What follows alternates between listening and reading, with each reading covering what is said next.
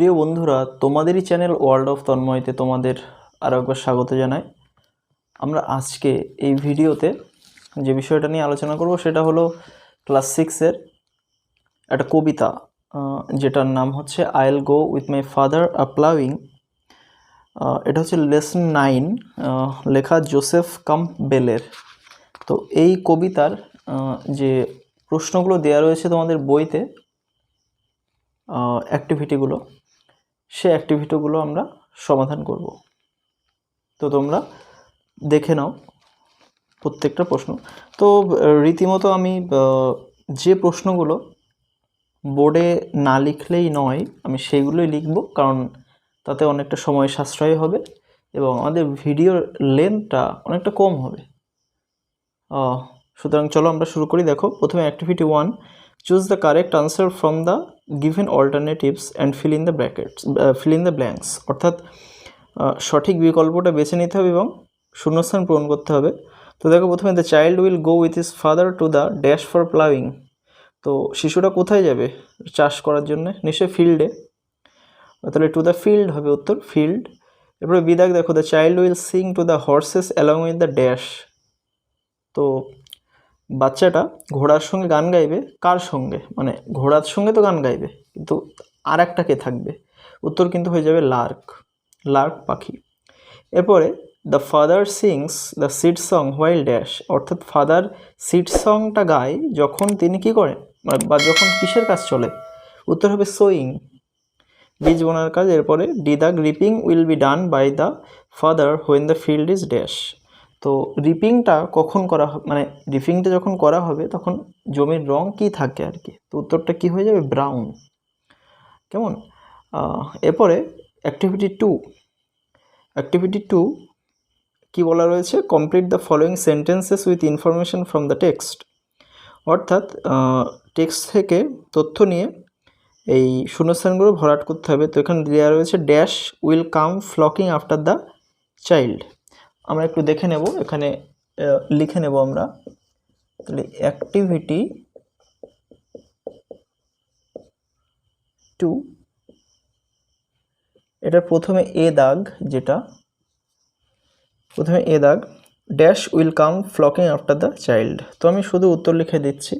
আমরা এখানে ফ্লকিং পাচ্ছি, দ্য রুকস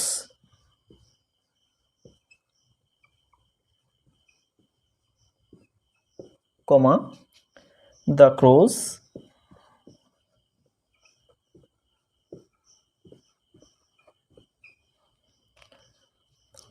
and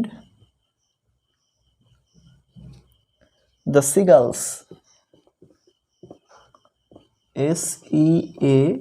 SEAGULLS। এটাই হচ্ছে এ দাগের উত্তর। নেক্সট বি দাগ, the ploughshare will dash. অর্থাৎ প্ল সংটা কী করবে? উত্তর হয়ে যাবে blaze the cleaving share, will blaze the cleaving share. অর্থাৎ যেটা ক্লিভিং মানে হচ্ছে বন্ধুরা, যখন কোনো একটা ধাতব জিনিস মাটিতে মানে টানার ফলে মাটির মধ্যে দিয়ে যখন দুই পাশে মাটি ভাগ হয়ে যায় এবং মাঝখানে নিচু হয়ে যায়, এই বিষয়টাকে কিন্তু ক্লিভিং বলা হয়। তো আমরা এখানে দেখতে পাচ্ছি যে প্ল সং এটা করে। তো এরপরে এরপরে নেক্সট সি দাগ হচ্ছে the child will go dash for sowing. Child কোথায় যাবে? তো to the red field by the sea হবে উত্তর, to the red field by the sea. এটাই কিন্তু উত্তর হয়ে যাবে শূন্যস্থানের মধ্যে, to the red field by the sea. এবার ডি দাগ, the reapers are tan faced because. বন্ধুরা, এই প্রশ্নটা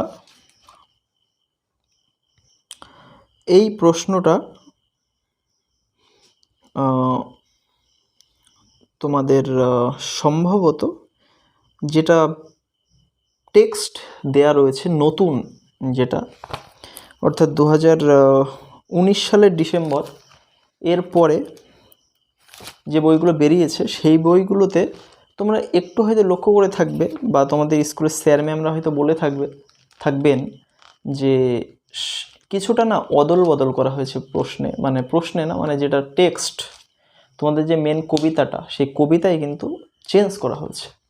তো এই যে তোমরা এখানে নতুন যেটা দেয়া রয়েছে, এখানে কিন্তু কোথাও তোমরা ট্যান ফেস্ট পাবে না।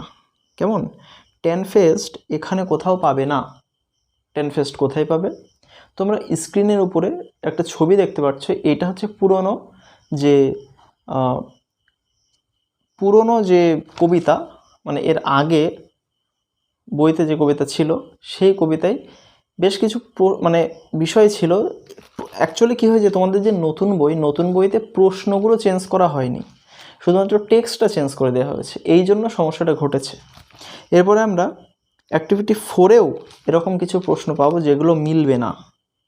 অ্যাক্টিভিটি 4এও আমরা কিছু প্রশ্ন পাবো যেগুলো কিন্তু মিলবে না এই টেক্সটের সঙ্গে, যেটা তোমাদের নতুন বইতে দেওয়া হয়েছে। তো আমি পুরনো টেক্সটটা এই স্ক্রিনে করে দিয়ে দিয়েছি, তোমরা ওটা দেখে এটা করতে পারো। তো the reapers are tan face because, মানে শস্য কর্তনকারীদের মুখটা বাদামি রঙের হয়ে গেছে। বিকজ মানে কারণ, তো কারণটা হয়ে যাবে কি, they work under the heat of the সান।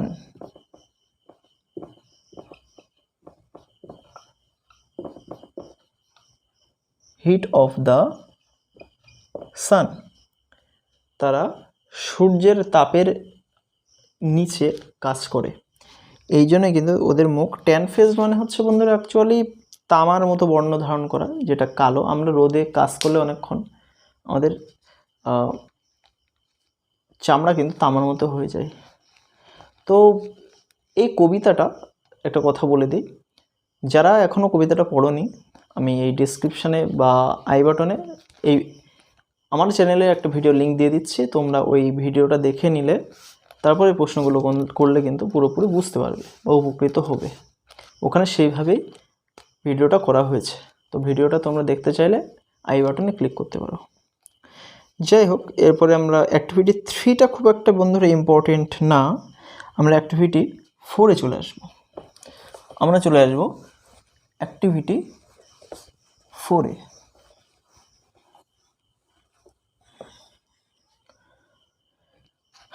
দেখো বন্ধুরা, অ্যাক্টিভিটি 4, এখানে দেখো কি ওখানে বলা রয়েছে, fill in the chart with information from the text, অর্থাৎ টেক্সট থেকে ইনফরমেশান নিয়ে এই চার্টটা ভরাট করতে হবে। নেমস অফ বার্ড, মানে পাখির নামগুলো, আর অ্যাকশনস মানে তারা কি করে। তো এখানে কি করে ঘরে দেওয়া রয়েছে ফ্লকিং। আমরা কোন মানে পাখি ফ্লকিং করে সেটা লিখব। রুকস, ক্রোজ অ্যান্ড সিগালস, এটাই কিন্তু উত্তর হয়ে যাবে। নেক্সট বি দাগ, ব্লকিং কারা কারা করে। বন্ধুরা এই ব্লকিং এটা কিন্তু এই বইতে নেই, এটা কিন্তু এই বইতে নেই, বা এই যে তোমাদের কবিতাটা দেওয়া রয়েছে নতুন বইতে, এই কবিতার মধ্যে কিন্তু নেই ব্লকিং। তো এটা ওই আগের বইতে আছে, আমি যেটা বলছিলাম। তো উত্তরটা হয়ে যাবে সেই আগের বই অনুসারে, rooks, ক্রোজ and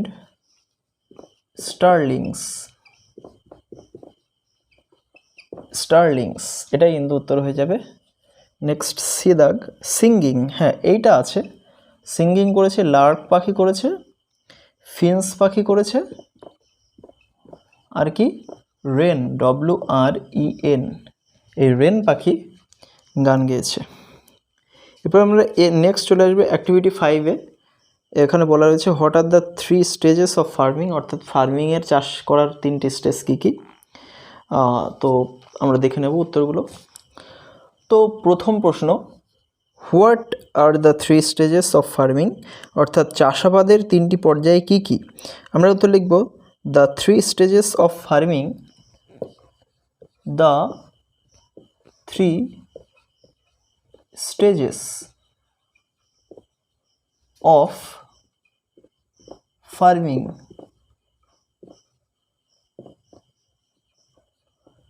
The 3 stages of farming are মানে হয় কি কি আমরা জানি। প্লাউইং প্রথমটা হচ্ছে আমরা দেখেছি প্লাউইং, তারপরে আমরা পেয়েছি সোয়িং, এবং সবশেষে আমরা পেয়েছি রিপিং। তো এইগুলো কিন্তু উত্তর হয়ে গেল। নেক্সট বি দাগ, what are the different colours of the field at different stages of farming. অর্থাৎ চাষাবাদের 3টি পর্যায়ে মাঠের রং কি হয়? উত্তরটা কি হয়ে যাবে? The 3 different colours, the 3 different colors of the field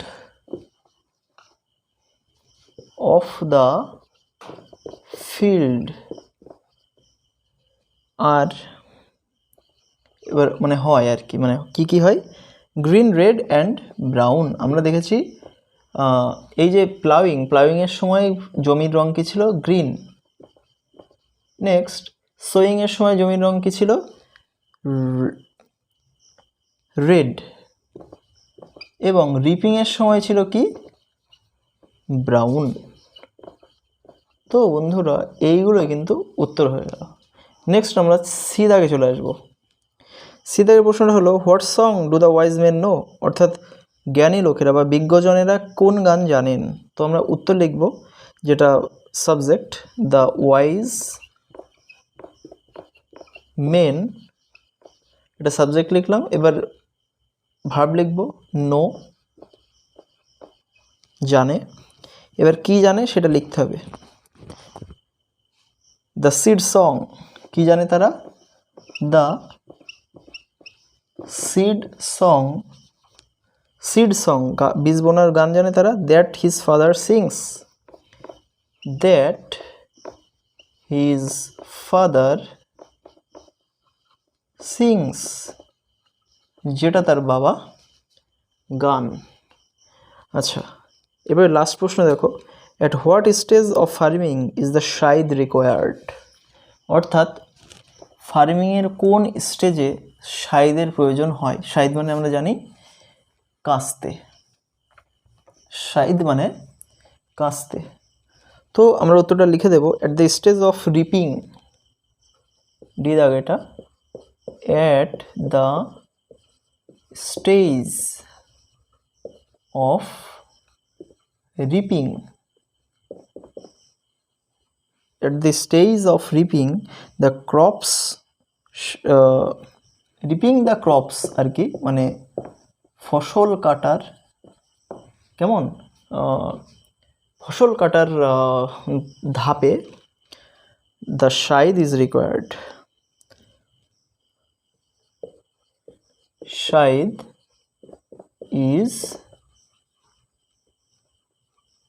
required, scythe is required. এটাই কিন্তু হয়ে গেল উত্তর। এরপর নেক্সট আমরা চলে আসবো অ্যাক্টিভিটি 6A। বন্ধুরা অ্যাক্টিভিটি 6A, অ্যাক্টিভিটি 6A দেখো, fill in the blanks with suitable articles and prepositions. অর্থাৎ শূন্যস্থানগুলো উপযুক্ত আর্টিকেল এবং প্রিপোজিশন দিয়ে ভরাট করতে হবে।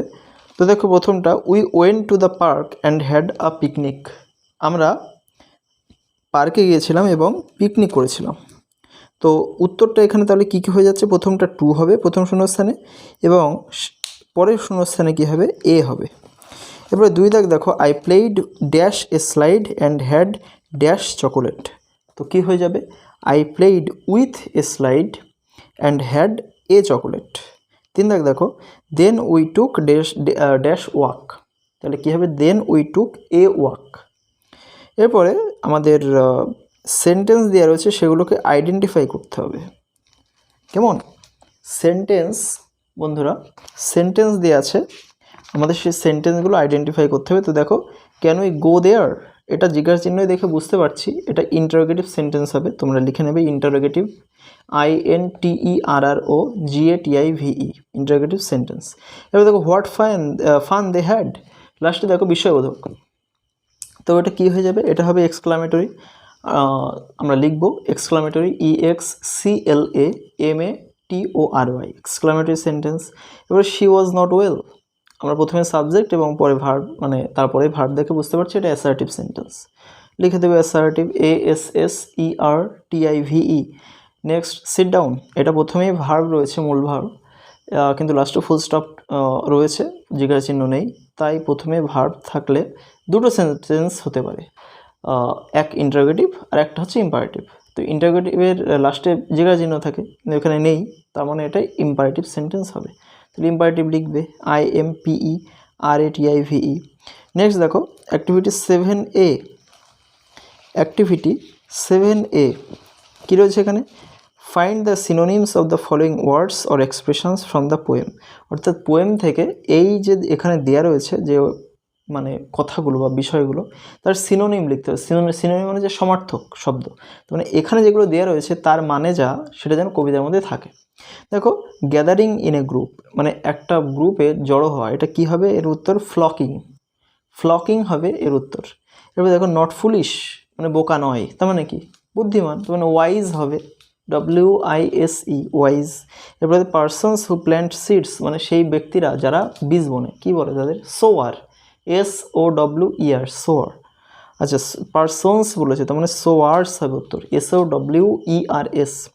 Next thing used to reap corn, মানে এমন একটা জিনিস যেটা শস্য কাটার ক্ষেত্রে কাজে, মানে কাটার ক্ষেত্রে কাজে লাগে, তো কী হবে, সাইদ, কাঁচি বা কাস্তে, কাস্তে, SCYTHE।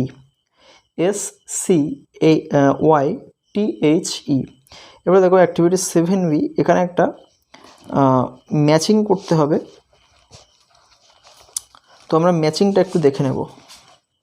এটা হচ্ছে অ্যাক্টিভিটি 7B। তো এখানে একটা শূন্যস্থান রয়েছে, আমি এখানে ডাইরেক্ট করে দিচ্ছি A এবং B, পুরো যেভাবে রয়েছে আমি সেভাবে লিখছি। প্রথমটা হচ্ছে পেশেন্ট, PATIENT। নেক্সট 2 দাগ ওয়াইজ, নেক্সট 3 দাগ কী হবে, 3 দাগ হচ্ছে স্লো। নেক্সট 4 দেওয়া রয়েছে জয়েস, JOYS। ডান দিকে প্রথমে সরোজ, নেক্সট ফাস্ট, তারপরে ইমপেশেন্ট,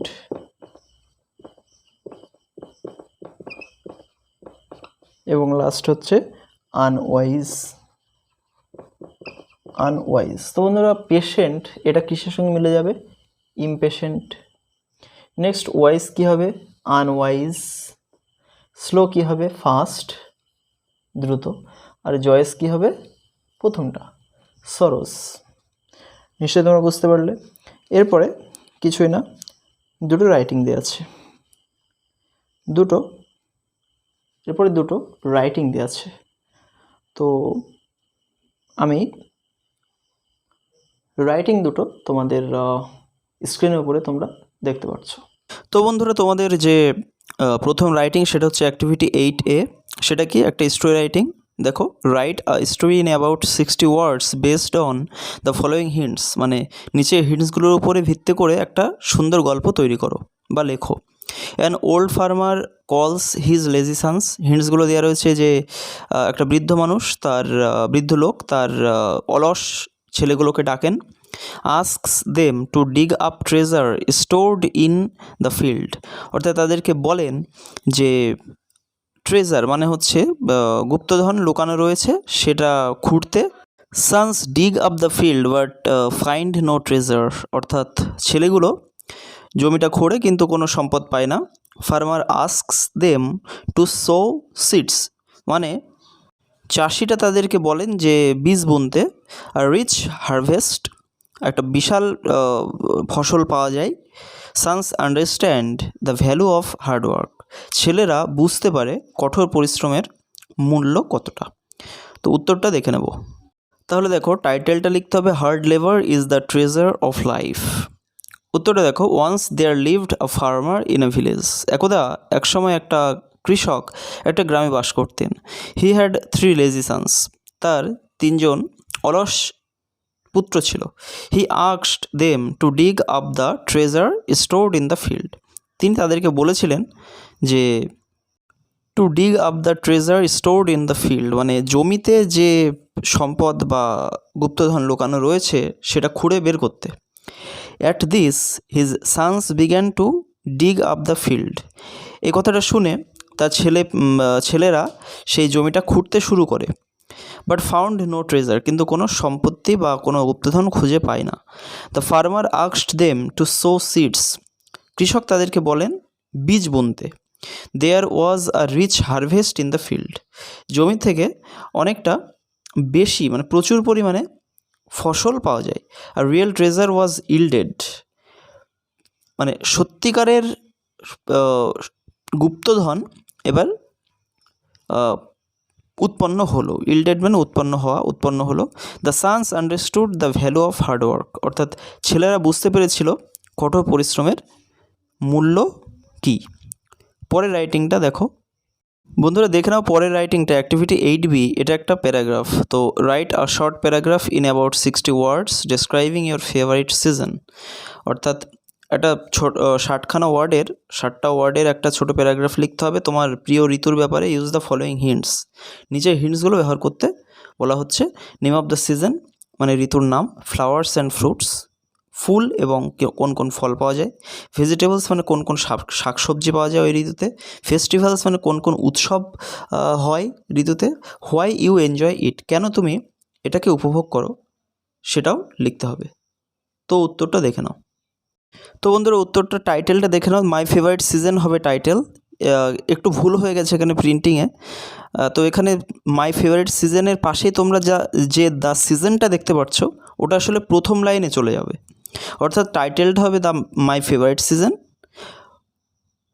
উত্তরের মানে প্যারাগ্রাফের প্রথম লাইন হবে the season I like most is spring. কেমন একটু প্রিন্টিং মিস্টেক হয়ে গেছে তার জন্য সরি। উত্তরটা হবে the season I like most is spring, মানে যে ঋতুটা আমি সবথেকে বেশি পছন্দ করি সেটা হচ্ছে স্প্রিং, বসন্ত।